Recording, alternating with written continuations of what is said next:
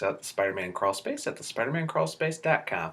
Well, I'm here to review two books, of course, the big one being Spider-Man 2099. That's been relaunched, released with Peter David as the writer again, and of course, Superior Foes number 13. So let's take everybody back off to Miguel O'Hara in Spider-Man 2099, even though he's in 2014. So first of all, the prose.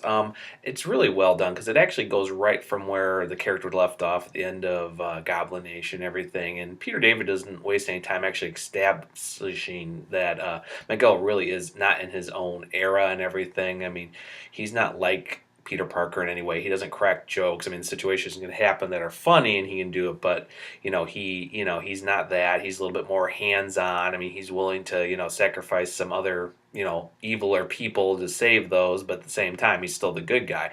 And I really like how he uses Elijah and the knowledge of the future to get like winning lottery numbers because he's got to provide for himself. I mean, just because he did some information to get him a job at Alchemax to help to steer his grandfather and the company to less evil ways, which actually leads to, the totem member attacking him. And I think it's a very interesting way, especially how the cliffhanger ends with Liz Allen actually finding out who Miguel is.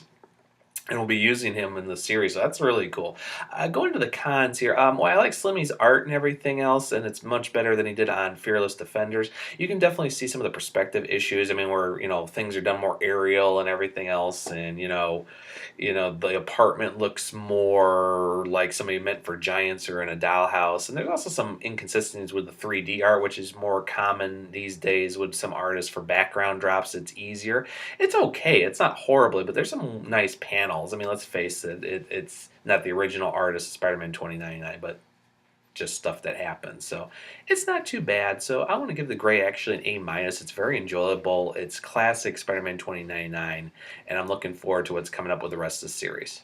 So moving out of that way, let's head over to Superior Foes of Spider-Man number 13 as we really kick into the kind of conclusion of the first year story arc with everything. So right into the prose.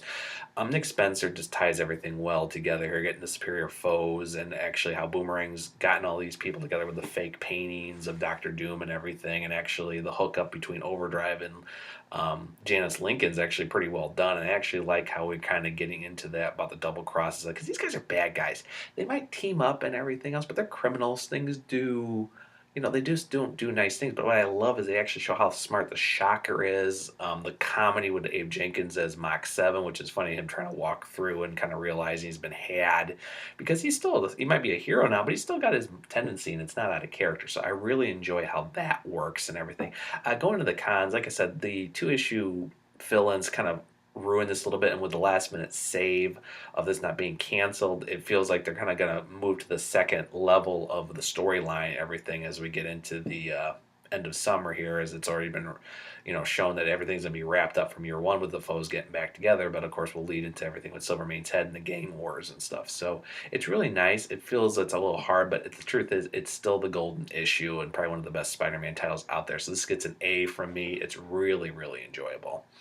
On that note, everybody, I'm out of here. I apologize for lack of green screen. I'm about to head out of town for a few days and some other things coming up, so I didn't have time to get the green screen correctly set up, so I wanted to get these reviews out before I left. So I will see everybody later, and that's all I have to say. So,